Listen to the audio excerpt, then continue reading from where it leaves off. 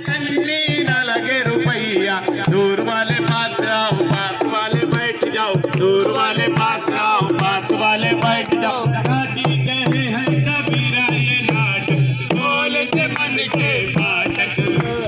हाजी कहे हैं कबीरा ये नाटक, बोलते मन के फाटक। हाँ, हमारा नाटक है नीम तरीका, हमारा नाटक है नीम तरीका।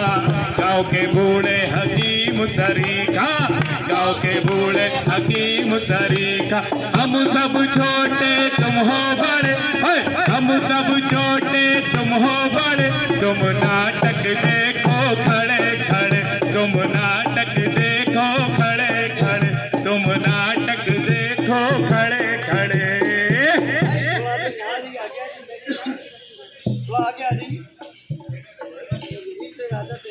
आप सभी लोगों से निवेदन है जो दूर दराज खड़े हुए आप सभी लोग आए उस कार्यक्रम का लाभ उठाएं। तो क्या बताएं भाई, हम अपनी दुकान से बहुत ज्यादा परेशान हो गए हैं कि हर रोज कोई आता है और हमारे दरवाजे पे मतलब हमारी दुकान के बाहर कूड़ा कचरा डाल के चला जाता है।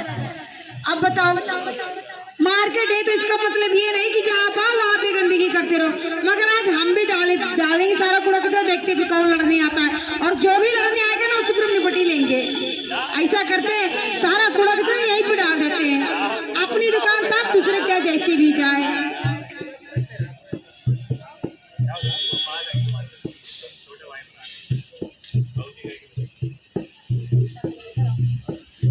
जो कूड़ा कहाँ डाल दिया भाजी मेरी दुकान के सामने?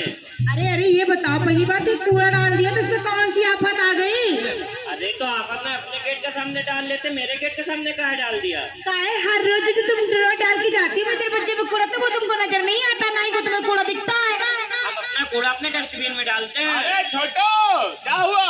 मेरी दुकान के सामने कूड़ा फेंक के चली गई। अपनी दुकान के सामने कूड़ा? देखो भाऊजी, ये बहुत गलत बात है, बताए दे रहे हैं।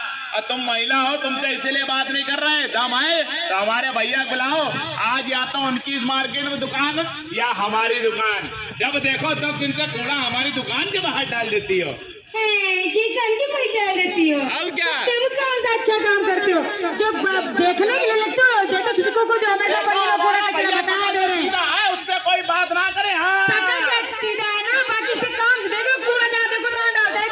और वैसे भी हमने तुम्हारा कूड़ा ही इधर उधर फेंका है, और जो हमें रोज रोज कूड़ा डाल के जाते हैं, तो अच्छी बात करते हो। बताओ, नगर निगम शाहजहांपुर कह रही है कि अपनी दुकान के बाहर एक डैक्सी में रखो, तो क्यों नहीं रख रहे? हमारी दुकान के बाहर तो डैक्सी में रखा है। रखने से क्या होता है, उसमें कूड़ा भी तो डालो। अरे हमारा कूड़ा दिन भर का उसी में हम रखते हैं। हाँ, पता है कि कौन सा काम बता गया।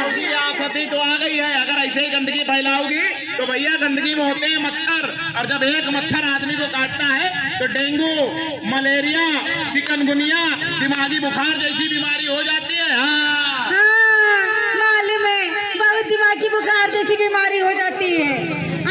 मगर एक बात बताओ, ये हमारे कूड़ा कचरे से मच्छर कैसा पनपेंगे? वाह भैया वाह, अरे शकल अच्छी है तो बात अच्छी कर लिया करो है। जब गंदगी होगी तो गंदगी में ही मच्छर लार्वा देते हैं, और भैया एक मच्छर 1000 लार्वा देता है। अब सोचो, गर्मी तो अभी और बढ़ेगी, जब अभी इतने मच्छर हैं तो गर्मी में क्या हाल होगा। और एक मच्छर 1000 लार्वा देते हैं, और तुम गंदगी फैलाओगी तभी मच्छर और बढ़ेंगे। बात तुम सही कह रहे हो, कहीं भी रही हो सही कह रहे हो, गंदगी फैला रही हो है। अरे तो मतलब गंदगी फैला रही थी, तब हमको नॉलेज नहीं था। जब हमें आप नॉलेज है तो हमें इस बात का विशेष ध्यान देना चाहिए। और भैया ये तो बात सही है, क्योंकि जो हम अपने घर का कूड़ा कचरा या दुकानों का कूड़ा कचरा इधर उधर डालते हैं तो वही कूड़ा कचरा हमारा साइडों में जाकर के जंग रुक जाता है, और बारिश भी होती है तो उसके माध्यम से सड़ता है, तब मच्छर पनपते हैं। और तो यही कूड़ा कचरा हमारे नालियों में जाएगा, नालियों से नालों में जाएगा, और फिर भैया कितने सारे मच्छर होंगे। अभी तो मच्छर वैसे भी जीने नहीं दे रहे।